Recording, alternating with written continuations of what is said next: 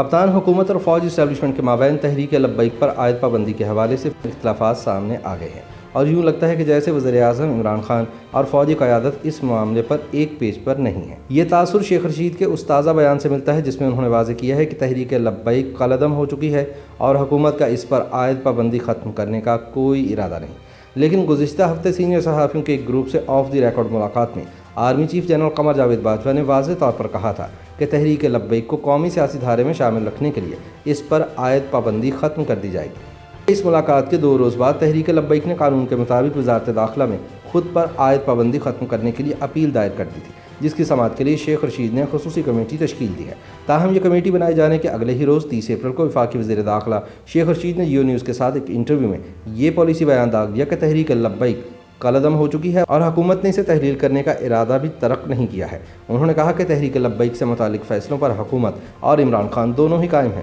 وفاقی وزیر داخلہ نے مزید کہا کہ وزیر اعظم کی بڑی واضح ہدایت ہے کہ تحریک لبیک کے خلاف قانون کے مطابق کارروائی جاری رکھی جائے اور بالکل سرنڈر نہ کیا جائے۔ شیخ رشید کے بیان کے بعد حکومتی ذرائع کا کہنا ہے کہ کپتان حکومت تحریک لبیک پر پابندی لگائے جانے کے بعد اس کو تحریر کرنے کے لیے سپریم کورٹ میں ریفرنس دائر کرنے کے اعلان پر بھی قائم ہے اور اسی لیے اس جماعت کے سربراہ حافظ سعد حسین رضوی کو بھی قانون کے مطابق اپنے خلاف درج مقدمات کا سامنا کرنا پڑ رہا ہے۔ یاد رہے کہ سعد رضوی کے خلاف اقدام قتل کے مقدمات درج ہیں اور وہ لاہور کی کوٹ لکھپت جیل میں قید ہیں۔ یاد رہے کہ گزشتہ ماہ حکومت کے ساتھ فرانس کے سفیر سے متعلق ہونے والے معاہدے پر عمل درآمد نہ ہونے کے بعد تحریک لبیک نے ملک گیر مظاہرے کیے تھے اور دھرنے دیے تھے۔ بعد ازاں چند پولیس والوں کی ہلاکت کے بعد تحریک لبیک پر پابندی عائد کر دی گئی تھی، لیکن چند ہی روز بعد تحریک لبیک کی گرفتار قیادت کے ساتھ ایک معاہدے کے بعد قومی اسمبلی میں فرانسیسی سفیر کی بے دخلی سے متعلق ایک قرارداد بحث کے لیے پیش کر دی گئی، جسے کپتان حکومت کا ایک بڑا یو ٹرن قرار دیا گیا تھا۔ اس واقعے کے بعد سے ایسی افواہوں کا بازار گرم تھا کہ حکومت تحریک لبیک پر عائد کردہ پابندی ختم کرنے جا رہی ہے، چونکہ یہ نواز لیگ کی روایتی حریف ہے اور اس کا ووٹ بینک توڑتی ہے۔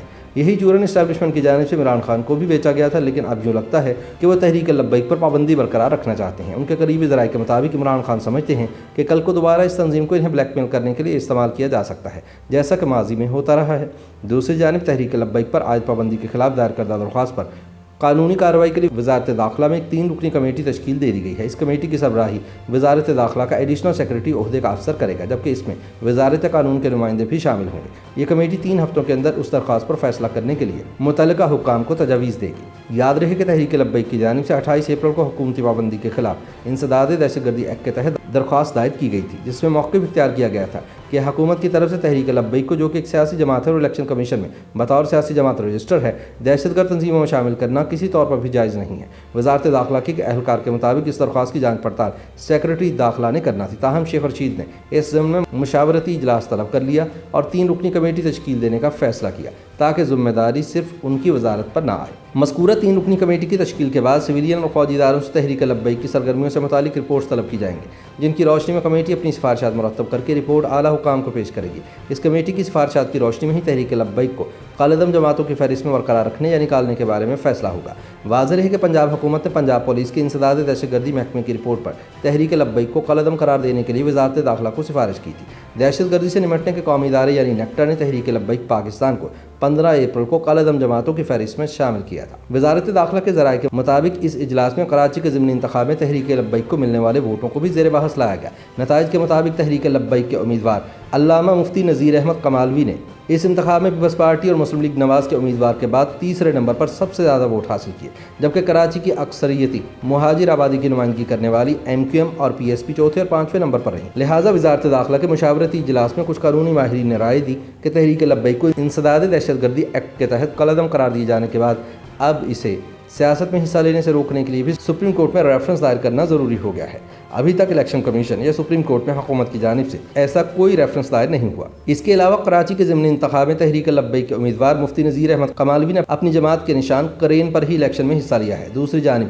تحریک لبیک کے وکیل احسان علی عارف نے بتایا کہ پہلے کہا گیا تھا کہ انہیں وزارت داخلہ کے اجلاس میں طلب کیا جائے گا، لیکن ایسا نہ ہوا۔ انہوں نے کہا کہ ان کی جماعت نے سن 2018 میں ہونے والے عام انتخابات میں ووٹ لینے والی جماعتوں میں چوتھی پوزیشن حاصل کی، جبکہ صوبہ پنجاب میں مسلم لیگ نواز اور تحریک انصاف کے بعد سب سے زیادہ ووٹ حاصل کرنے والی تیسری جماعت تھی۔ اسی لیے عوام کی ایک نمائندہ جماعت پر اس طرح منہ اٹھا کر پابندی عائد نہیں کی جا سکتی۔ انہوں نے کہا کہ گزشتہ انتخابات سے ایک سال قبل الیکشن کمیشن میں رجسٹر ہونے والی جماعت نے لاکھوں ووٹ حاصل کیے تو اس کو کیسے شدت پسند تنظیموں کی فہرست میں شامل کیا جا سکتا ہے۔ تحریک لبیک کے وکیل کا کہنا تھا کہ فرانسیسی حکومت کی سرپرستی میں نبی آخر الزماں حضرت محمد مصطفیٰ صلی اللہ علیہ وآلہ وسلم کے گستاخانہ خاکوں کے خلاف پرامن احتجاج کے لیے لوگوں کو اکٹھا کرنا تحریک لبیک کا جمہوری اور آئینی حق ہے اور انہیں اس حق سے کوئی محروم نہیں کر سکتا۔ انہوں نے کہا کہ صرف پنجاب پولیس کی رپورٹ کی روشنی میں صوبائی حکومت نے ان کی جماعت کو کالعدم قرار دینے کی سفارش کی ہے۔ احسان علی عارف ایڈوکیٹ نے دعویٰ کیا کہ پنجاب پولیس کے علاوہ کسی بھی خفیہ ایجنسی نے ان کی جماعت کو کالعدم قرار دینے کے بارے میں کوئی رپورٹ پیش نہیں کی۔ تاہم اس دعوے کے برعکس وفاقی وزیر داخلہ شیخ رشید کا کہنا ہے کہ اس جماعت کی طرف سے شدت پسند سرگرمیوں میں ملوث ہونے کے بارے میں خفیہ اداروں نے متعدد رپورٹس دی ہیں اور انہی رپورٹس کی روشنی میں تحریک لبیک پاکستان کو کالعدم قرار دیا گیا ہے۔ YouTube پر گوگلی نیوز دیکھنے کے لیے youtube.com کی سرچ بار میں googly news T V type کریں۔ گوگلی نیوز کے پیج پر سرخ رنگ کے سبسکرپشن والے بٹن پر کلک کرنا نہ بھولیے۔ YouTube پیج پر اپلوڈ ہونے والی ویڈیوز سے باخبر رہنے کے لیے بیل آئیکن پر کلک کیجیے۔ آپ کو ہر نئی ویڈیو کے بارے میں نوٹیفیکیشن موصول ہو جائے گا۔